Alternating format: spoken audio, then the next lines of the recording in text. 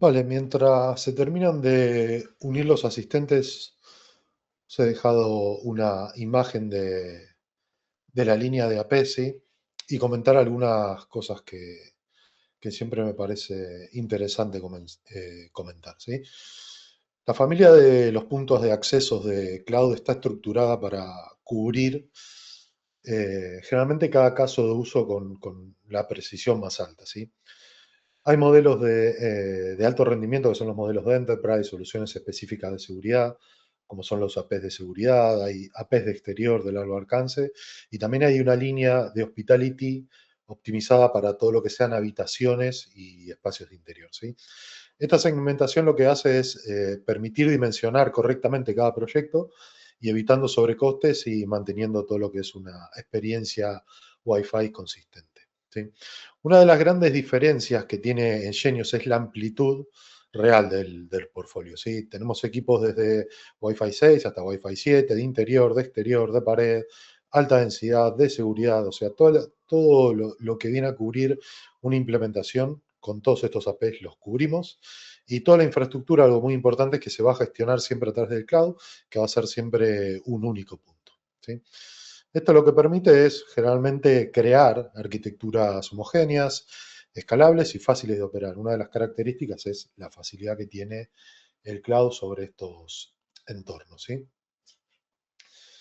Y respecto a esta línea, que es la línea Elite, ¿sí? La línea Elite está diseñada para entornos generalmente de hospitality y despliegues profesionales sensibles a lo que es el coste, ¿sí? Engenious ofrece esta línea, que son puntos de acceso también cloud, gestionados y que mantienen prestaciones de nivel enterprise con una inversión muy optimizada, ¿sí? Esta gama lo que hace es cubrir escenarios básicos hasta escenarios de alta densidad, como pueden ser de Wi-Fi 7 de entrada, y lo que va a garantizar es el rendimiento, estabilidad y gestión centralizada y sobre todo sin licencia, ¿sí? El uso del cloud no requiere ningún uso de licencia, siempre la licencia está unida a esas características, pero no al uso del cloud. Así que siempre el objetivo va a ser claro, democratizar la conectividad profesional en hoteles, educación y el negocio distribuido. Vale, durante el webinar de hoy vamos a estar viendo lo que es solución de problemas wireless. Siempre nos recibimos varias consultas sobre despliegues, entonces la idea de este webinar es hablar un poco sobre cómo detectar problemas, cómo solucionar problemas, cómo hacer buenas implementaciones y lo he dividido en varias secciones, así que vamos a estar cubriendo todo lo que es una configuración de un despliegue y también una auditoría luego del cloud para saber bien cuando algo no está funcionando bien, qué deberíamos chequear, cuáles pueden ser los motivos, qué ajustes podríamos hacer, así que todo eso lo he estructurado en este temario y luego no va a ser un webinar aburrido, solo texto, sino que después lo voy a mostrar en una demo. Y si tenéis dudas, claro, lo vemos al final del webinar que os voy a estar leyendo. Así que este es un poco el temario de lo que vamos a estar viendo, que van a ser desafíos de las redes wireless. Vamos a hablar un poco de cómo funciona esta tecnología, problemas comunes y soluciones, DSS y lo que es asignación de canales, los diagnósticos, ubicación, data rates, test de velocidad. Bueno, todo esto es un poco lo que vamos a cubrir y quizás con algunos detalles adicionales como para entender bien dónde podemos tener una falla y cómo mejorar. Vale, respecto a lo que es los desafíos de las redes inalámbricas, vamos a tener ciertos desafíos siempre si comparamos una red inalámbrica contra una red cableada, sobre todo porque vamos a tener interferencia de la señal, la cobertura va a ser limitada, el ancho de banda siempre es compartido y la estabilidad de la conexión. Estos son algunos desafíos que siempre nos encontramos con redes inalámbricas, ¿sí? Todo lo que sea interferencia, sabemos que las redes inalámbricas pueden verse afectadas por interferencias de otros dispositivos electrónicos, como puede ser un microondas o teléfonos inalámbricos, lo que puede provocar una disminución de la calidad. Esto obviamente también incluye access points, ¿sí? Sean APs nuestros o APs de vecinos. Todo lo que es cobertura, a diferencia de redes cableadas, las inalámbricas tienen un alcance limitado. Por lo tanto, las señales se pueden debilitar o perderse a medida que alguien se aleja del AP. ¿Sí? A medida que nos alejemos va a caer el nivel de señal, por lo tanto, empieza a debilitarse la señal y empiezan los problemas. El ancho de banda también es compartido en entornos con múltiples usuarios conectados a la misma red inalámbrica. El ancho de banda disponible se va a dividir entre ellos y esto puede llevar a una reducción en la velocidad y el rendimiento. Tener en cuenta que el medio, que es el aire, está compartido, entonces no es lo mismo tener una AP con 10 clientes que tener una AP con 100. Todo va a estar compartido y todo va a tener un tiempo, ¿sí? Para intentar comunicarse y transmitir. Por lo tanto, ese es uno de los desafíos importantes. Si bien con las tecnologías nuevas, como puede ser Wi-Fi 6 o 7, mejoran muchas técnicas, en definitiva termina siendo el aire un medio compartido. Y respecto a la estabilidad de la conexión, las redes inalámbricas pueden experimentar fluctuaciones en lo que es la estabilidad de conexión debido a diversos factores, como pueden ser interferencias externas, ¿sí? Todos estos son algunos desafíos que siempre nos encontramos en redes inalámbricas y la idea es poder abordar cada uno y ver de qué forma podemos controlarlo o mejorarlo, ¿sí? Uno de los primeros temas de los que quiero hablar es un poco cómo funciona la tecnología inalámbrica, ¿sí? Esto es un protocolo que se llama CSMA-CA, que es Carrier Sense Multiple Action Collision Avoidance, y básicamente no es un protocolo, sino que es un mecanismo donde lo que hace es primero escuchar el medio y luego transmitir, ¿sí? Por eso dice, primero escucho y luego hablo. Así es como funciona todo lo que sea 802.11. Cada equipo cliente que esté en una red inalámbrica, lo primero que va a hacer es censar el aire, o sea, escuchar el aire. Si no hay nadie transmitiendo, va a intentar transmitir, ¿sí? Entonces, esto quiere decir que únicamente se va a hablar cuando el canal esté libre, ¿sí? Si un cliente está intentando escuchar el aire o el medio y detecta que hay una transmisión en curso, no va a transmitir, va a utilizar un tiempo aleatorio, ¿sí? Que se llama backoff, para intentar volver a escuchar el medio y ver si está disponible. O sea, todos los clientes, en definitiva, están compitiendo entre ellos para saber cuándo el medio está libre, ¿sí? Obviamente esto lo estamos hablando en microsegundos en que hace todo este proceso, ¿sí? Y otro dato importante es que el medio lo controla las estaciones. Esto quiere decir que el medio en una red inalámbrica lo pueden controlar las estaciones o el AP. En este caso, como es 802.11, el medio lo van a controlar las estaciones, porque las estaciones son las que se coordinan entre ellas para saber cuándo tienen que transmitir y cuándo no tienen que transmitir. Por lo tanto, entendiendo un poco este mecanismo, vamos a poder, sí, abordar diferentes problemas. Pero un concepto clave es tener en cuenta que así funciona todo lo que sea 802.11 y todos los clientes van a estar siempre compitiendo para ver cuándo se puede transmitir. Uno de los problemas que nos podemos encontrar con las redes inalámbricas es el nodo oculto, ¿sí? Este efecto sucede cuando dos estaciones están distantes unas de otras. Los APs pueden ser nodos ocultos por un mal diseño de canales. Esto quiere decir que cuando se detecta el nodo oculto, lo que sucede es que una estación va a transmitir y otra estación también va a transmitir, ¿sí?, al mismo tiempo, y lo que va a suceder, va a haber una colisión. Y eso sucede porque las estaciones están tan alejadas unas de otras que no se ven, ¿sí?, entre ellos. Entonces piensan que el medio está libre y transmiten y puede haber una colisión.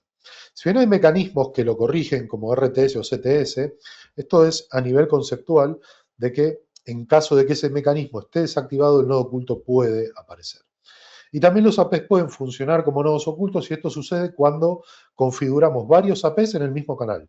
Por ejemplo, tenemos un AP en 2.4 en canal 11 y otro AP en la misma zona de cobertura en canal 11, significa que son APs que están funcionando como nodos ocultos entre ellos.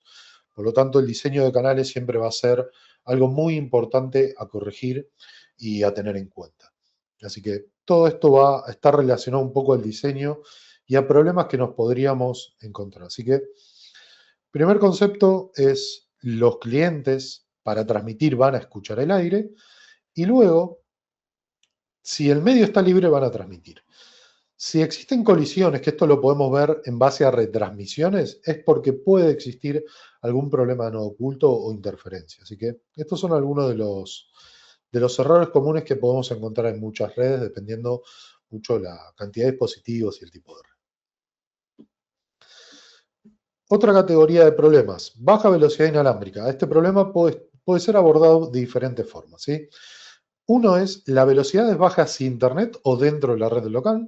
¿Cuál es el RSSI del equipo cliente y qué tipo de dispositivo es? Estas son tres preguntas que deberíamos plantearnos cuando recibimos este tipo de quejas que nos dicen, no, la red inalámbrica es lenta, intento navegar y no y tarda mucho en cargar páginas. Bueno, hay que analizar estas cosas para saber de qué forma abordarlo, ¿sí?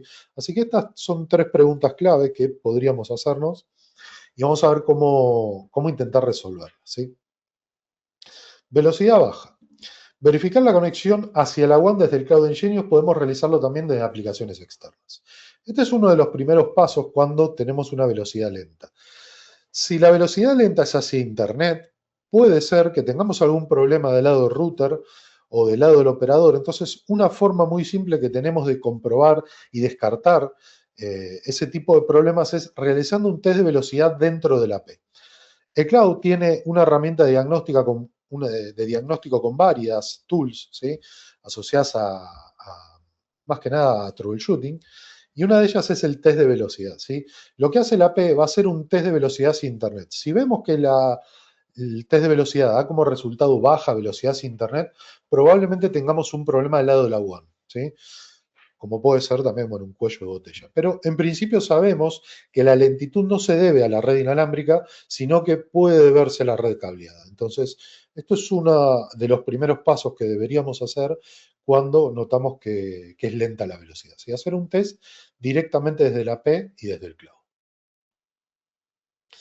Velocidad de la red local. Si los problemas no son sobre Internet, podemos realizar un test de velocidad sobre la red local para detectar problemas o cuellos de botella. Y esto viene un poco unido al test anterior.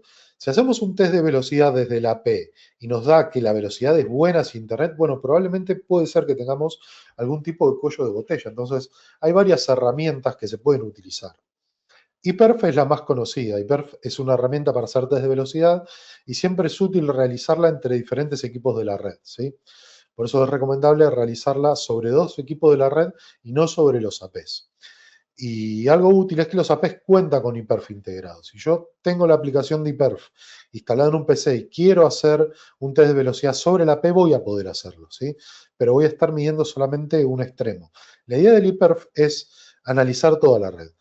Si yo puedo instalar el servidor en un dispositivo de la red y el cliente en otro dispositivo en el otro extremo de la red, va a ser mejor, porque voy a poder probar quizás la solución inalámbrica, puedo probar el cableado, puedo probar un switch.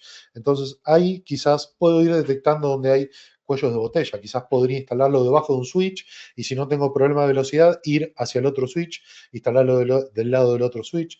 La idea es intentar buscar los motivos y si existe un cuello de botella. Así que esto viene más que nada a un análisis, sobre todo para todo lo que sea la red cableada. ¿Vale? Verificar el estado del uso de la P. Si la CPU tiene un valor muy alto, es probable que no esté funcionando en su mejor rendimiento. Tener en cuenta los valores de tráfico y utilización de canal. Esto también es otro análisis que lo vamos a poder hacer de la herramienta de diagnósticos. ¿Sí? Si vemos que el CPU de la P está quizás al 100%, probablemente sí sea correcto lo que están reportando porque al tener el CPU al 100% probablemente no pueda gestionar todas las conexiones. Entonces ahí hay que analizar si la AP está sobresaturado y quizás sea necesario instalar más APs en un área. Así que este también es otro de los puntos para analizar. ¿Sí? Ya estuvimos analizando la parte de la LAN, la parte de la WAN y ahora vamos a ver la parte del lado de la AP. ¿Sí? Otro punto importante es el tráfico de broadcast en una red inalámbrica. Puede ser problemático. ¿Sí? Por lo tanto, si vemos que el CPU es muy alto y el tráfico quizás hacia Internet no es tanto, puede ser que tengamos un problema de broadcast. ¿Sí? Hay una configuración que es BCMC Suppression que está dentro del cloud y que sirve para estos escenarios. Lo que va a hacer es limitar el tráfico de broadcast en la red. ¿Sí? Así que también el tráfico de broadcast termina consumiendo todo el airtime de una AP y es bastante problemático, ¿sí? Porque lo que hace es como canibalizar todo el airtime, no deja airtime disponible. Entonces, si no tenemos esta opción habilitada, y es recomendable quizás utilizarla en estos casos. Así que esta opción va a servir un poco para reducir ese broadcast en la red. Interferencia, ¿sí? La interferencia en la red inalámbrica, la mala asignación de canales pueden degradar la conexión inalámbrica. Verificar los canales con herramientas como Insider o si contamos con APs de seguridad, como puede ser el 220 o el 230, se pueden ejecutar análisis de espectro. Y esto también es algo bastante interesante en los APs de seguridad, porque los APs de seguridad tienen un analizador de espectro integrado y lo tienen en un radio separado. Esto quiere decir que podríamos ejecutar el análisis de espectro sin interrumpir la conexión de los clientes. ¿Sí? Y esto es un analizador de espectro. No solo va a detectar interferencias de APs vecinos o de nuestros propios APs, sino que también de otros dispositivos que estén trabajando en la misma frecuencia, sean 2.4 o en 5. ¿Sí? Así que esto también es importante. Yo siempre recomiendo en una red, aunque sea tener una AP de seguridad, sobre todo por esta herramienta que ya con el coste de la AP se está pagando el analizador de espectro únicamente. Y además de esta herramienta, es una AP de seguridad, puede detectar ataques que podamos llegar a tener en el aire, de autenticación, no sé, un Rush SSID, un ataque de Build Twin. O sea, tenemos una AP de seguridad. No es necesario instalar todos AP de seguridad en la red, pero aunque sea tener algunos en algunas áreas puede ser algo útil. Y del lado izquierdo tenemos una herramienta que se llama Insider. Insider es una herramienta que vamos a poder instalarla en dispositivos móviles, en ordenadores, pero es una herramienta que es diferente a un analizador de espectro, porque esta herramienta lo que va a hacer es analizar APs compatibles, ¿sí? Va a detectar todo el tráfico en 802.11, pero si hay, por ejemplo, un microondas, esta herramienta no lo va a detectar. La única herramienta que puede detectar interferencias de fuentes que no sean APs va a ser un analizador de espectro. Así que podríamos combinar ambas herramientas, ¿sí? Utilizar un analizador de espectro y también utilizar Insider para ver cómo están los canales en disposición. ¿Sí? Otro efecto de velocidad lenta, o otra cosa más que nada a chequear, es el nivel de RSSI. ¿Sí? Las mejores señales son siempre de menos 45 a menos 55, pero hasta menos 67 para todo lo que sea tráfico de voz sobre IP también es aceptable, pero está al límite. ¿Sí? Ya menos 67 es una señal que está muy al límite porque a medida que el RSSI es más bajo, lo que va a suceder es que no vamos a tener una modulación muy alta y sobre todo va a terminar afectando al SNR, que luego voy a comentar un poco qué es, pero va a terminar afectando sobre todo la velocidad. Así que una de las cosas también a chequear, si ya chequeamos CPU del equipo, utilizamos Insider, vimos un test de velocidad desde el lado de la LAN, desde el lado de la WAN, bueno, verificar ahora los niveles de señal, porque quizás el problema no tiene nada que ver con lo anterior, sino que tiene que ver realmente con la red inalámbrica y los niveles de señal, ¿sí? En las versiones Pro tenemos, hablo de las licencias, hay una opción que se llama Live Clients, que se puede ver los clientes en vivo dentro de la API, ¿sí? Así que podríamos, si contamos con esta licencia, poder verlo en tiempo real. Si no, lo podemos ver desde la lista de clientes también, con una actualización muy pequeña, de pocos minutos, pero también lo podemos chequear sin el uso de ninguna licencia. SNR versus el RSSI. El RSSI es lo que comenté anteriormente, que es el nivel de señal, y el SNR, ¿sí? Viene de la sigla Signal to Noise Ratio, y es una medida utilizada en telecomunicaciones y tecnología de audio para evaluar la calidad de la señal y la cantidad de ruido presente, ¿sí? Se define como la proporción entre la potencia de la señal y la potencia del ruido que la corrompe, y se expresa en decibeles, ¿sí? Un valor alto de SNR indica una señal clara y de buena calidad. Siempre lo más importante aquí, como marca en el gráfico, es tener un buen nivel de RSSI, pero también un buen nivel de SNR. El valor más importante siempre va a ser el SNR más que el RSSI, porque el SNR es una relación señal-ruido. Esto quiere decir que va a ser la diferencia entre el nivel de señal, que va a ser el RSSI, menos el piso de ruido. Y siempre lo que tenemos que buscar como objetivo que el valor de SNR sea siempre el número más alto posible, porque si el número es alto, significa que el cliente va a poder modular a una velocidad alta, por lo tanto se va a traducir en velocidades más altas, ¿sí?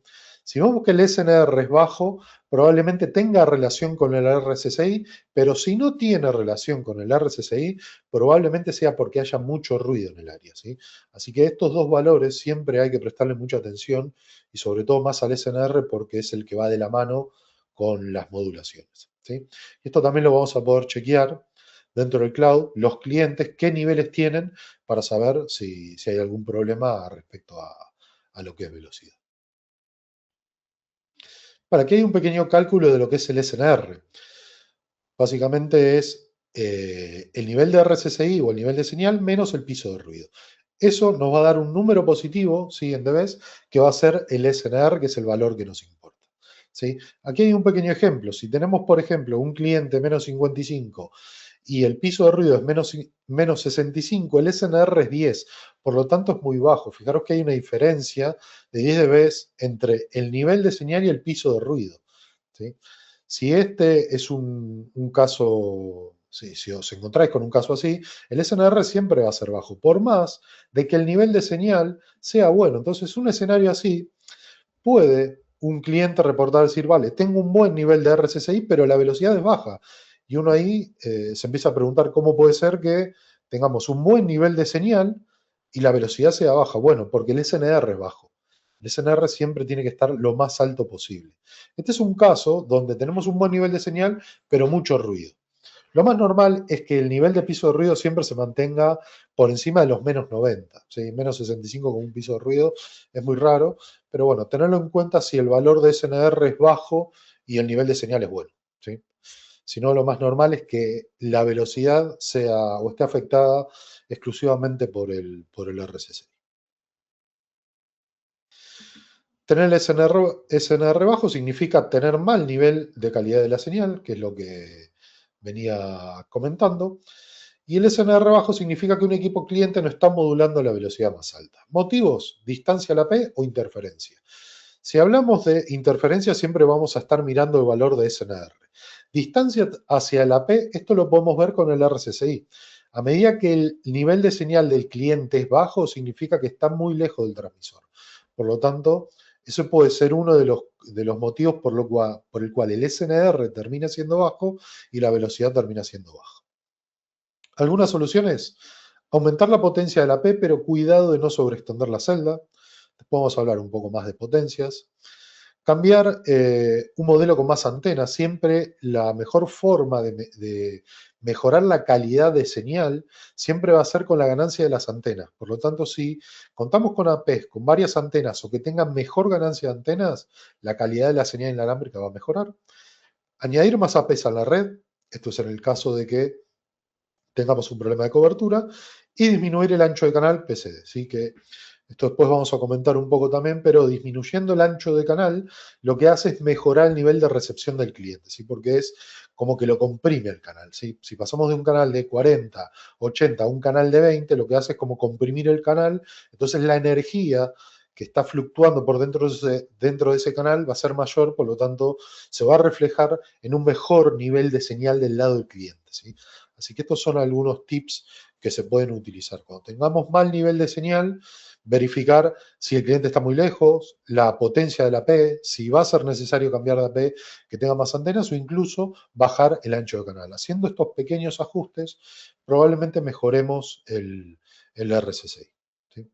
Y aquí tenemos una pequeña tabla de MSS, que esto lo podéis encontrar en internet, que es una tabla de modulaciones y también de velocidades según el ancho de canal. ¿Sí? Aquí podemos ver de 20, 40, de 80, 260. A medida que el ancho de canal es más grande, va a tener mayor ancho de banda, pero tener en cuenta que el nivel de señal del cliente puede ser menor. Entonces, siempre que pensemos en canales muy anchos, hay que pensar de que el cliente tiene que estar cerca de la P. ¿Sí? Si ya estamos pensando en cubrir una distancia lejana con un canal muy ancho, no va a ser útil. Así que en entornos de alta densidad, siempre lo mejor es trabajar con canales de 20 MHz. En entornos de alta capacidad y en redes muy controladas, se puede utilizar canales anchos. Si no, la recomendación es no utilizarlos. Y en esta tabla también se puede ver que a medida que la modulación es más alta, el ancho de banda va a ser mayor y va a depender también del ancho de canal. ¿Sí? No es lo mismo 20 MHz que 160 MHz. ¿Sí? Aquí podemos ver la comparativa en lo que es ancho de banda. Vale, ¿cómo analizamos todo esto? Bueno, dentro del cloud vamos a tener un análisis de las conexiones. Vamos a poder filtrar y verificar los logs. Esto lo vamos a poder ver dentro del cloud en la sección de logs, pero si no en una AP, podemos ir a una AP específico y ver los logs de la AP. Y aquí podríamos seleccionar varios tipos, ¿sí? Por eso la severidad y los tipos es algo que es recomendable utilizarlo. ¿Sí? Si estamos viendo, no sé, o analizando por qué un cliente se está desconectando o qué puede pasar con la velocidad, bueno, podemos ver directamente en el log de la P donde está conectado el cliente y sacar algunas conclusiones. ¿Sí? Así que esto también es algo bastante interesante y es algo bastante simple que vamos a poder diagnosticarlo rápido. Lo interesante que tiene el cloud es que todo lo que sea herramientas de diagnóstico para una solución inalámbrica, vamos a cubrir todo esto. ¿Sí? Así que va a ser bastante simple, por lo menos entender qué puede estar pasando para luego sacar algunas conclusiones y eventualmente hacer algunos ajustes. ¿Sí? Así que es bastante completa, luego os voy a mostrar en el cloud cómo se ve, pero es bastante completa la herramienta de diagnóstico. Y también para quienes tengáis una licencia Pro en los APs, tenemos una opción muy interesante que es el seguimiento del cliente. Esto lo que hace cuando tenemos una licencia Pro en una AP es que podemos hacer clic en un cliente y nos va a mostrar todo el historial del cliente por días. En este caso nos va a poder mostrar cuándo se asoció el cliente por primera vez, si luego se movió de banda, si se cambió de AP, si hizo roaming. Podemos ver todo el historial del cliente por todos los días. Entonces, si un cliente está teniendo o experimentando una mala conexión, podríamos analizar el historial del cliente y ver en qué momento está experimentando esa mala conexión, porque quizás está moviéndose de AP a una AP con menor señal o directamente la AP empieza a cambiar de la banda de 5 a la de 2.4 y eso es porque probablemente vea con mayor energía la banda de 2.4 que la de 5. Entonces, esto también va a servir un poco para sacar más conclusiones y saber si es un problema de que podríamos necesitar mayor potencia en una AP o incluso añadir más APs en una zona. Pero es algo también muy útil poder analizarlo y de vuelta sacar otras conclusiones. Esto lo hacemos por cliente a diferencia de los logs que va a ser del lado de la AP. ¿Sí? Pero podemos combinar ambas herramientas. ¿Sí? Pensar que podemos utilizar un análisis Spectrum Insider. Bueno, de este lado podríamos ver si tenemos una licencia Pro, las herramientas de diagnóstico junto con los logs y también el seguimiento del cliente. ¿Sí? Así que todo esto es un conjunto, ¿sí?, de herramientas bastante potentes para diagnosticar bien los problemas inalámbricos. Vale, vamos a pasar a otra sección que también tiene que ver con el diseño inalámbrico y son los data rates. ¿Sí? Los data rates mínimos varían según el estándar. Por ejemplo, en el estándar N, se pueden alcanzar velocidades mínimas de 6 megabits, mientras que en el estándar AC los data rate mínimos pueden ser de 54 megabits, incluso superiores en configuraciones de múltiples antenas. Si un equipo cliente no comparte el data rate mínimo con una AP, no va a poder establecer la conexión. Y esto es algo muy importante porque el data rate va a servir para limitar el tamaño de la celda y aceptar solo clientes con buen nivel de señal. Esta es una configuración que lo que podemos hacer es limitar en una AP que únicamente se conecten clientes que tengan buen nivel de señal, porque lo que estamos exigiendo con el data rate mínimo es que como mínimo pueda negociar a cierta velocidad. Si puede negociar a cierta velocidad significa que el nivel de señal y el SNR va a ser alto, pero si no puede negociar a cierta velocidad, como es diferente entre el cliente y el AP, directamente no se va a poder conectar. Y lo que va a intentar hacer el cliente es conectarse a otra AP. Así que también esto es otra forma de limitar el tamaño de la celda. Cuando hablo de tamaño de la celda es la cobertura. ¿Sí? Siempre lo ideal es tener celdas pequeñas, o sea, coberturas pequeñas y tener más cantidad de APs, porque siempre en celdas pequeñas vamos a tener todos los clientes controlados y sobre todo todos van a estar probablemente con el mismo nivel de señal. Entonces todo en esos escenarios va a funcionar muy bien. Los problemas vienen cuando extendemos la celda. ¿Cómo sobreextendemos una celda? Con potencia. ¿Sí? Entonces, siempre la potencia, que es algo que ahora vamos a comentar, es algo a tener en cuenta. Pero esto tiene que ver no tanto con potencia, sino con datos. ¿Sí? Si quisiésemos limitar esto, vamos a tener que únicamente ajustar el data rate mínimo. ¿Sí? Así que también es otro parámetro importante para, sobre todo, entornos de alta densidad o en lugares o en zonas donde únicamente estamos buscando clientes con muy buen nivel de señal. ¿Sí? Así que esto es algo a tener en cuenta. Vale, ahora sí vamos a pasar a las potencias de transmisión. Dice que en Wi-Fi la potencia no funciona como el volumen de una radio, sino más bien como una conversación en una fiesta. ¿Sí? Ejemplo, si todos gritan, que vendría a ser una potencia alta, nadie entiende nada. Es igual que estar en una reunión. Si todos estamos gritando, nadie entiende. ¿Sí? Entonces, hay algunos puntos importantes sobre la potencia de transmisión. El primero es el problema de la simetría. El AP puede tener mucha potencia y llegar, por ejemplo, a un móvil del cliente, pero el móvil es un dispositivo pequeño con una batería limitada y una antena bastante pequeña. ¿Sí? Sobre todo, un móvil no tiene la misma potencia ni la misma ganancia de antenas que tiene un AP. Por lo tanto, este es lo que se conoce como un problema de simetría, ¿sí? Respecto a la potencia. El AP tiene mucha potencia y el dispositivo cliente tiene poca potencia. Entonces, eso puede suponer un problema. ¿Cuál es la consecuencia de esto? Que el cliente ve todo lo que son las rayitas de la cobertura, pero cuando intenta responder el AP no lo escucha. Esto genera paquetes perdidos y una navegación lenta. Y esto viene de la mano de esta simetría. ¿Sí?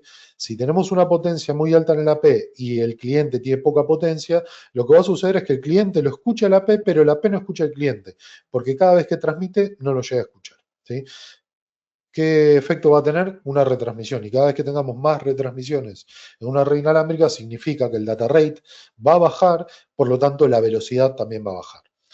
¿Cómo funcionan los clientes? Cada vez que intenta comunicarse y detecta retransmisiones, automáticamente el cliente lo que va a hacer es bajar su modulación para intentar llegar a una modulación que pueda entender el AP. ¿Sí? Entonces va a llegar a un punto que la modulación va a ser tan baja que, claro, la velocidad va a estar afectada. Entonces, de vuelta a lo mismo, verificar en esos casos el SNR, niveles de señal y sobre todo esos dos puntos y quizás interferencias. ¿Sí? ¿Cuál es la regla de todo esto? La potencia de la P tiene que estar equilibrada con la potencia de los clientes, por ejemplo, smartphone o laptop. Normalmente esto significa configurar una P entre 12 o 15 dB y esto también es como una regla general, pero va a depender mucho del escenario. Ejemplo, si estuviésemos desplegando APs en un hotel, en una habitación del hotel, probablemente la potencia tenga que ser baja porque va a cubrir todo lo que es la zona de la habitación. Otro ejemplo, educación. Si estamos instalando APs en aulas, también la potencia puede estar baja porque todos se van a escuchar. Así que el ajuste de la potencia también es un valor muy importante. No hay que dejar los APs con máxima potencia porque lo que va a suceder es que vamos a tener más problemas de nodo oculto y la celda se va a sobreextender y vamos a tener otros inconvenientes. ¿Sí?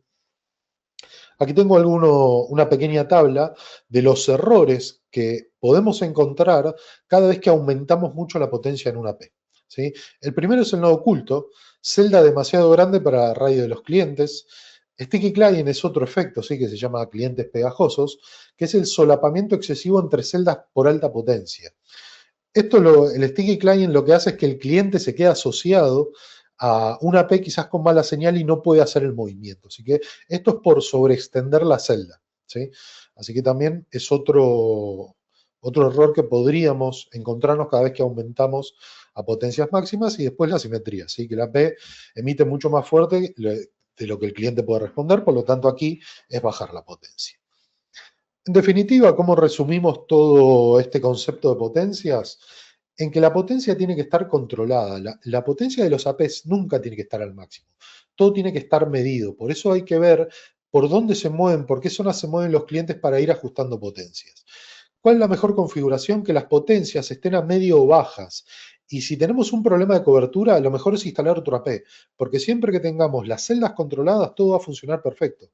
El cliente va a hacer roaming perfecto, la modulación va a ser alta, los niveles de señal van a ser altos. Tener pocos APs y aumentar la potencia no va a solucionar los problemas.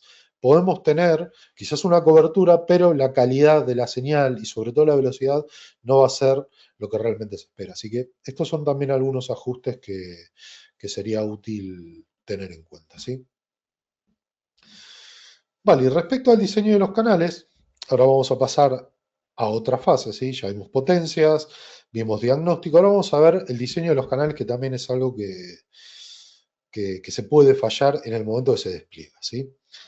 El diseño profesional de canales se debe gestionar dos realidades físicas opuestas. La banda de 5, ¿sí? La estrategia se centra en la expansión, utilizamos canales de 20 y aprovechamos el espectro de DFS para obtener más de 25 vías de transmisión. DFS, ¿sí? Es para los canales dinámicos, sobre todo se utiliza para APs de exterior, pero si lo utilizamos en interior nos da la posibilidad de tener más canales disponibles para instalar muchos más APs, ¿sí?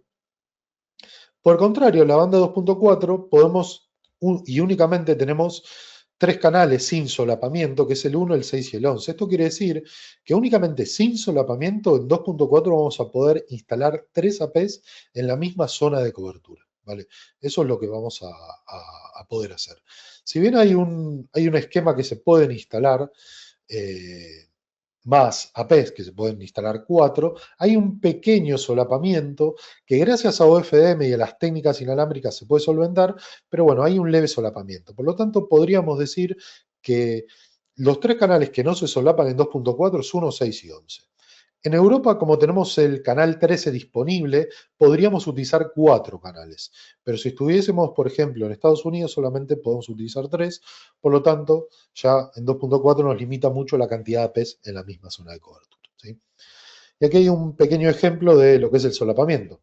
Si instalo un AP en canal 1, otro AP en canal 6 y luego otro AP en canal 3, lo que va a hacer es solapar, ¿sí? Sobre el canal 1 y sobre el canal 6. Por lo tanto, siempre lo mejor es 1, 6 y 11. Y este es el diseño, por ejemplo, para 6 APs.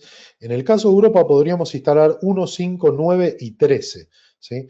Y aquí se podría reutilizar una de las frecuencias, por lo tanto podríamos tener instalados 4 APs en la misma, perdón, 6 APs en la misma zona de cobertura. Estamos utilizando 4 canales y estamos reutilizando el canal 1, porque esto es algo que sí vamos a tener que hacer en 2.4, es la reutilización de canales. Por lo tanto, vamos a tener que utilizar 1, 6, 11 y luego nuevamente el canal 1 en el AP que esté más lejano con el otro AP que también esté en canal 1. Esto es algo común que vamos a tener que hacerlo constantemente en 2.4 porque no tenemos frecuencias como para seleccionar. ¿Qué sucede en 5 GB? Bueno, en entornos de alta densidad, 5 GB nos dan más flexibilidad de canales, ¿sí? Y además en 5 GB podemos tener canales más anchos, como de 80 o 260, debido a la cantidad de canales disponibles que tenemos. Y otra cosa a tener en cuenta, aquí vuelvo a esta diapositiva 2.4, no se pueden tener canales de 40 MHz en 2.4. 2.4 únicamente tiene que utilizar canales de 20, porque cualquier canal de 40 va a dejar, nos va a dejar sin posibilidad de instalar nuevos APs. Así que 2.4 siempre configuraron 20. En 5 tenemos más flexibilidad porque tenemos muchos más canales. Entonces podríamos utilizar canales más anchos siempre teniendo en cuenta que hay que controlar mucho esa zona, ¿sí? Para entornos de alta densidad, siempre lo recomendable es utilizar canales de 20. Por eso, es un error muy común dejar por defecto el canal de 80, ¿sí? Si está configurado canal de 80 en 5 GB, eso es un error, no hay que dejarlo por defecto. Porque 80 MHz significa que va a estar utilizando muchos canales de 20, ¿sí? Que es lo que se llama channel bonding, que es la técnica de anidar canales de 20 en un canal más ancho como el de 80. Y esto lo que va a producir es probablemente interferencia con alguna de esas canales secundarios y en definitiva no va a poder incluso ni negociar a un canal de 80, ¿sí? Por lo tanto, el uso de canales de 80 MHz es un error común en diseños empresariales, ya que lo que va a hacer es reducir el espectro a menos de 6 canales disponibles y esto genera lo que se conoce como interferencia de cocanal, CC. ¿Cuál es la solución técnica? Lo que comentaba anteriormente, utilizar canales de 20. Entornos de alta densidad, como puede ser un aeropuerto, un shopping, una universidad, un hotel muy grande, siempre lo mejor es tener canales de 20, porque eso nos va a dar la flexibilidad de instalar varios APs y para muchos dispositivos clientes. Por eso, siempre canales anchos, 40, 80 o más grandes, tienen que estar en entornos muy controlados, ¿sí? Donde sepamos que no hay interferencia en ninguno de esos canales de 20 anidados, porque si no, vamos a tener un problema, sobre todo en lo que respecta a velocidad. Y aquí viene la trampa de los canales anchos, ¿sí? Un canal de 80 MHz en la banda de 5 no significa que cuando lo configuremos esté trabajando en 80 MHz, ¿sí? Imagina que configuramos un punto de acceso en canal 36 con un ancho de 80 MHz. Este bloque de 80 MHz va a estar compuesto por 4 canales de 20. Y aquí tenemos cómo se crea el canal de 80 MHz. Por un canal de 36 de 20, un canal de 40 también de 20, otro 44 y otro en 48. ¿Sí? Esto lo que hace es la suma de 80 MHz. ¿Sí? Siempre, cada vez que se utiliza un canal de 40 o de 80, se va a seleccionar los primeros, no los primeros, sino un canal de 20 como el designado, que es donde se van a enviar las tramas de asociación, los beacons, todo va a estar en un canal que va a ser el canal primario. ¿Sí? Entonces, en este ejemplo, el canal 36 está designado como primario y todos los demás son canales secundarios. Si el canal 44 está ocupado por un vecino, el AP solo utilizará el canal 36 y el 40, bajando 40 MHz para esta transmisión específica. ¿Qué quiere decir esto? Que si por alguna razón en un despliegue de un canal de 80 tengo una P que está interfiriendo sobre el canal 44, significa que el cliente cada vez que quiera transmitir no va a estar transmitiendo 80 MHz, sino que va a estar transmitiendo en 40 MHz. Y si el canal de 40 estuviese en las mismas condiciones que el canal de 44, significa que únicamente va a poder transmitir en 20. Entonces este también puede ser otra queja común de clientes donde digan, vale, tengo todo perfecto, hago un test de velocidad, pero no me da la velocidad que realmente necesito. Y eso sucede porque hay un canal secundario que se está ocupando, ¿sí? En el caso de Wi-Fi 6, si tenemos este escenario, por ejemplo, que el canal 44 esté ocupado, fijaros lo que sucede, solamente va a utilizar el canal 36 y el 40, pero el 48 también lo pierde. Entonces, si el 44 está ocupado, todo lo del 44 para abajo lo va a perder, ¿sí? Eso es un Wi-Fi 6. En Wi-Fi 7 tenemos una técnica que se llama punturing. Punturing lo que hace, si tuviésemos interferencia en el canal 44, lo que va a hacer punturing, que es como una punción, va a decir que no se utiliza el canal 44 porque hay interferencia, pero el canal 48 lo va a dejar habilitado. Entonces eso también es una técnica y una mejora en los estándares nuevos. ¿Sí? Wi-Fi 7 tiene punturing, entonces quiere decir que en vez de pasar quizás en un escenario así de interferencia a un canal de 40 MHz o de 20, podría incluso utilizar 60 MHz. Entonces también es algo muy positivo y por eso siempre se recomienda utilizar siempre APs con los últimos estándares, porque además de la velocidad, también mejora estas técnicas, ¿sí? Sobre todo en interferencias, en acceso al medio, incluso también sobre estos casos específicos de interferencias en bloques de canales, ¿vale? Así que bueno, esto es un poco, y aquí hay una pequeña gráfica con esta analogía de los camiones, ¿sí? Si hay un canal ocupado, no puede utilizar todos los carriles, entonces no se va a tener que quedar en su canal, ¿sí? Así que tener en cuenta que esto también puede ser una trampa y configurar el AP en 80, pensar que esté funcionando en 80, con realidad no es así. Se puede analizar el comportamiento con una captura de paquetes desde el AP. Esto también es una función muy útil para diagnósticos. Los APs que tengan licencia Pro, tenemos la posibilidad de hacer una captura de paquetes del lado inalámbrico. Y si hacemos una captura de paquete y luego utilizamos el Wireshark, vamos a poder desencriptar todos los datos y vamos a poder ver, ¿sí?, dentro de lo que es VHT Information, que es Very High Transfer, ¿sí?, en esta sección de la trama, vamos a ver el ancho de banda. Si tuviésemos un AP en canal de 80 MHz y vemos que aquí en bandwidth dice 40, significa que está reduciendo el canal y no está funcionando en 80. Y eso es por interferencia en alguno de esos bloques. Así que también esta es otra forma de analizar si realmente los APs configurados están funcionando como deberían. Antes de llegar a esta conclusión, ¿sí?, o hacer este tipo de análisis, lo que sí debemos asegurarnos es que realmente no tengamos interferencia en todo el bloque de 80 MHz. Entonces, si vuelvo a esta analogía y estoy configurando un canal de 80, debería utilizar Insider, un analizador de espectro, para verificar que el 36, 40, 44 y 48 no tengan interferencia. Porque si tienen interferencia, probablemente alguno de estos canales va a estar bloqueado y dependiendo si sea un equipo de Wi-Fi 6 o 7, va a reducir su ancho de canal, ¿sí? Así que esto también es otra forma de hacerlo. ¿Qué tenemos de positivo con Wi-Fi 6E y Wi-Fi 7? Que tenemos una banda nueva que es la banda de 6 GB. Entonces aquí podemos instalar nuevos APs en banda de 6 GB y obviamente para dispositivos clientes que lo soporten, ¿sí? Ya todos los dispositivos, sean móviles o tablet, están saliendo con bandas de 6 GB, por lo tanto ya van a estar disponibles. Para los más antiguos no, pero bueno, en caso de tener dispositivos nuevos, podemos utilizar bandas de 6 GB. Tenemos hasta 480 MHz, ¿sí?, dentro de Europa, y 6 GB funciona sin DFS, que también es algo muy importante, porque DFS, cuando configuramos en 5 GB, puede hacer un salto de canal. Sin DFS se va a quedar siempre en el mismo canal. ¿Qué nos da como ventaja de 6 GB? Que vamos a poder tener 24 canales más en 20, 12 canales más en 40, 6 en 80, 3 en 160 y 1 en 320 MHz, ¿sí? Que 320 MHz ya es bueno, lo más ancho que tenemos. Así que esto es un poco lo que nos da la ventaja de los 6 GB. Aumentar más la capacidad y tener incluso más clientes mejor balanceados, porque vamos a poder tener clientes en 2, 4, en 5 y en 6. Así que también es algo interesante. Estos son herramientas de análisis de sitio, hemos visto en el analizador de espectro, pero Insider, Airport Utility, Wi-Fi Analyzer, Wi-Fi Scanner, estas son todas herramientas para hacer análisis sobre APs. Así que si tenemos ese escenario, podríamos utilizar algunas de estas herramientas para saber qué canales se están ocupando y mejorar las configuraciones inalámbricas, ¿sí? Tener en cuenta que si son nuestros APs va a ser más fácil. Si son vecinos, bueno, vamos a tener que darnos cuenta de que vamos a tener que movernos de canal para no interferir con esos vecinos.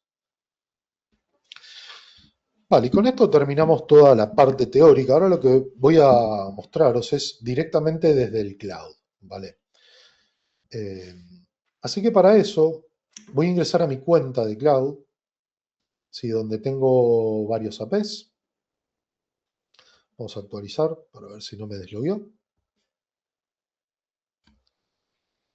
Vale. Y aquí tengo toda mi cuenta de cloud con algunos dispositivos como una PDU, un switch conectado, y también tengo varios APs. Vale. Aquí tengo una P215 y una P220. Si hago un clic en Details, voy a poder ver los detalles del AP.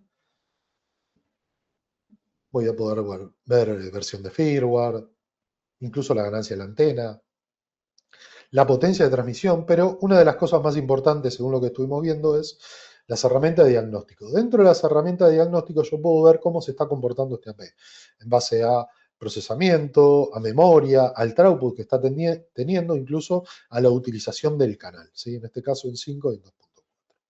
Desde aquí puedo hacer un test de velocidad, ¿sí?, que es lo que comentábamos anteriormente, y también puedo ver la latencia que tiene hacia algunos servidores, ¿sí?, en este caso como Google, Facebook o X. Incluso puedo añadir, si quisiese, no sé, hacerlo contra otro servidor. Esto nos da un parámetro de cómo está funcionando este AP hacia Internet, ¿vale?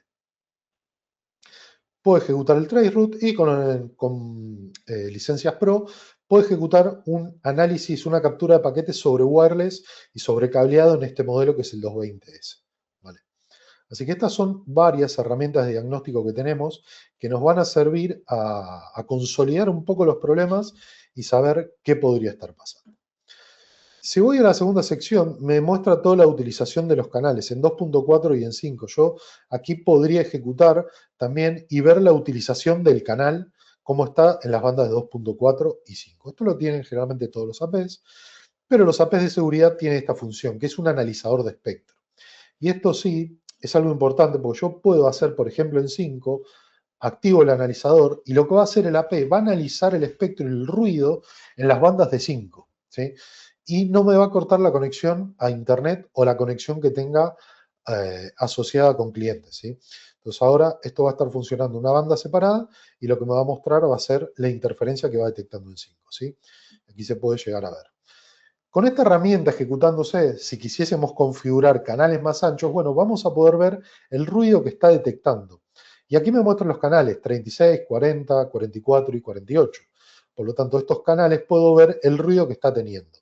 Y estos son todos canales quizás de DFS, entonces también podríamos ver en dónde posicionarnos. Y luego me va mostrando el gráfico de cascada, que me va diciendo, ¿sí?, en un histórico cómo está detectando ruido. Sí, así que esto siempre es recomendable dejarle un tiempo para saber el ruido que está detectando y saber en qué frecuencia movernos. ¿Sí? Esto, lo interesante es que analiza ruidos, no solo AP, sino también fuentes de ruido. A diferencia del Channel Utilization, ¿sí?, que directamente va a ser APs. ¿Sí? Esto va a ser ruido. Y luego tenemos la opción de Live Client, que es para los clientes que están en vivo. Si hay alguien conectado a este AP, lo va a poder registrar de esta forma. ¿Sí? Así que esto es algo muy útil que lo podemos gestionar todo el cloud. No hay que acceder de forma local a la API, nada. De cualquier lugar del mundo accedemos a nuestra cuenta de cloud y podemos gestionar y analizar el rendimiento de la API incluso cuando alguien nos reporta un problema desde cualquier lado, ¿sí? Así que es algo muy útil. Si voy a los logs dentro de la API y hago un clic aquí, voy a poder filtrar, por ejemplo, por todos los logs, ¿sí? Si hago un filtro sobre todos los logs, lo que va a hacer el cloud es consultar directamente hacia la API los logs, ¿sí? Entonces, fijaros aquí que me está diciendo que se inició una captura de paquetes, ha detectado un Evil Twin, ¿sí?, porque es una API de seguridad, ¿sí? Y tengo todos los eventos, ¿sí?, que tuvo este AP, ¿vale? Si me muevo de AP, por ejemplo, al 2.15, voy a Details y voy nuevamente a Logs y hago exactamente el mismo filtro y un clic en Aplicar, me va a mostrar también eventos que tuvo, por ejemplo, dispositivos que se asociaron a este AP. ¿Sí? Se asociaron, canal de 40 a un RSSI de menos 53. ¿Sí? Se cambia la banda de, o se asoció a la banda demo en 2.4 menos 71. Todos vamos a tener información bastante detallada sobre el cliente, si un cliente se desconectó, etcétera. Incluso en los filtros podría, si conozco la dirección MAC del cliente, especificar la dirección MAC y solamente me va a mostrar los logs relacionados a un cliente particular. Entonces también podríamos recibir no sé, un reporte de que algo no está funcionando, lo que tenemos que hacer es preguntar cuál es la dirección MAC del cliente y analizar qué pudo estar sucediendo, ¿sí? Y finalmente también tenemos los clients, que es la lista de clientes. Por ejemplo, si yo hago un clic aquí en este cliente y tengo también una licencia Pro, voy a poder ver el histórico, ¿sí? Entonces aquí me va a mostrar todos los eventos por horarios y días. Por ejemplo, se conectó a la banda 2.4, después se conectó a la banda de 5, con estos niveles de señal. Luego hizo roaming, se asoció, se desconectó. El AP lo desconectó con una clase 3 recibida directamente del AP hacia el cliente. Bueno, tenemos todo un histórico del cliente, cada vez que el cliente se mueve entre diferentes AP, se hace roaming. Bueno, todo esto lo vamos a poder ver desde aquí. Y también tenemos aquí información sobre la banda, ¿sí?, el canal y el RSSI de este cliente. Fijaros cómo va pasando, menos 55, menos 46, menos 67. Probablemente aquí es cuando el cliente se alejó de la P y cayó a menos 67 y probablemente se desconectó. Luego se vuelve a asociar. Bueno, tenemos un histórico completo, tanto de clientes como desde el log de la P. Entonces, tener esto es bastante útil para sacar conclusiones y ver qué ajustes podríamos hacer del lado de la P. Si voy a otra sección que es radio, ¿sí? Radio es como una plantilla donde todas estas configuraciones se va a aplicar a la network y a todos los APs que pertenezcan a esa network. Esto lo podemos sobreescribir por cada uno de los APs, pero en general podríamos aplicar esta plantilla, ¿sí? Fijaros este caso. Auto Channel List. Esto lo que va a hacer es quedarse entre el canal 1, 6 y 11 en el canal que tenga menos ruido. ¿Sí? El AP va a analizar el ruido en el área y se va a quedar en uno de esos canales, ¿sí? Y se va a fijar de forma automática. Lo mismo en 5, pero en 5 tengo la posibilidad de seleccionar canales de DFS. Por lo tanto, aquí aumenta, ¿sí? La posibilidad de añadir más APs en una zona de cobertura. Si no quiero utilizar DFS porque sé que van a ser pocos, bueno, aquí tengo estos canales y lo que quiere decir, si tengo canales de 20, es que se va a fijar entre algunos de estos canales, 36, 40, 44, 48. ¿Sí? Lo mismo para 40 o como canales de 80. Ancho de canal, desde aquí lo cambiamos. Entorno de alta densidad, canales de 20. Hemos dicho que si pasamos a un canal de 80 a 20, va a mejorar la alta densidad y también va a mejorar el nivel de recepción del cliente. Así que siempre fijaros esto. Canales de 40 a 80, tener en cuenta la interferencia de los canales secundarios para saber si vamos a encontrarnos con problemas o no. ¿Sí? Así que en este caso podríamos hacer un ajuste, dejarlo en 20. Potencia de transmisión, también podríamos bajarla según la zona de cobertura. Recordar, celdas pequeñas va a funcionar mejor que aumentar la potencia al máximo. Entonces aquí también podríamos decir dejarlo en 12 dBm, ¿sí? Y quizás aquí en 9 dBm para 2.4. Tener en cuenta que 2.4 tiene mayor alcance y tiene mejores características de propagación que 5 GB, así que este puede ser un esquema también de configuración. Data rate mínimo. Si hemos dicho que el cliente tiene que compartir el data rate, si no, no se conecta a la P. Aquí está en el data rate más bajo, pero esto podría limitarlo. Podría decirle que únicamente se puedan conectar clientes que puedan negociar como mínimo a 11 megabits. Si no pueden, no se van a poder conectar. Y en 5 podría decirle que únicamente se conecten a 18. Es una forma también de limitar las celdas, ¿sí? Así que estos son todos parámetros que podríamos ajustar, incluso el DCS, el intervalo, que este escaneo de canales automáticos se ejecute cada un intervalo, en este caso de 12 horas, o agendado, que comience, no sé, al start time 12 de la noche y 2 de la mañana que termine. ¿Sí? Balanceo de clientes y también fast handover, que es para los sticky clients. Podríamos decir en 5 gigas que si un cliente se cae la señal, vamos a poner menos 75, directamente lo desconecte. ¿Sí? Si alguien está intentando conectarse con un nivel de señal, vamos a decir menos 65, que lo rechace. Y si alguien está intentando asociar con menos 75, también lo rechaza. Así que también es otra forma de ajustar la red inalámbrica. ¿Sí? Estos son ajustes finos, ¿sí? Que estamos tuneando mucho la red para que todo funcione como se espera, con buenos niveles de señal, que no queremos clientes malos en la red, estamos expulsando de la AP clientes con malos niveles de señal. Siempre hay que tener en cuenta que si hacemos estos ajustes, el cliente tiene que tener otro AP cerca donde conectarse. Así que estos son ajustes finos que podríamos ejecutar. Y esto lo estamos haciendo a través de la plantilla de radio. ¿Qué sucede si voy a una P, por ejemplo el 220, y quiero hacer estos ajustes, pero solamente en una P? Puedo sobreescribir la plantilla de radio. Por ejemplo, puedo ir aquí y decir que en la banda de 5 el data rate mínimo únicamente para este AP sea de 24. Porque sé que este AP está en una zona donde todos los clientes tienen buena señal y no quiero a nadie que tenga mala señal. Entonces aquí podría ajustar el data rate. Incluso también bajarle la potencia únicamente al AP, a este AP. En 2.4 lo puedo dejar así marcado. Inherit significa que está heredado. ¿De dónde? De la plantilla de radio. Si esto yo no lo modifico, todas las configuraciones estas están heredadas de la sección de radio. Si no, haciendo esta configuración lo que hago es sobreescribir la plantilla de radio en una AP particular. ¿Vale? Así que el fast handover también es otra de las opciones que podríamos habilitarla por AP. ¿Sí? Utilizando, mejorando todo lo que sea sticky client. ¿Sí? Vale, creo que con esto cubrimos la mayoría de eventos o problemas que podríamos encontrarnos en soluciones inalámbricas.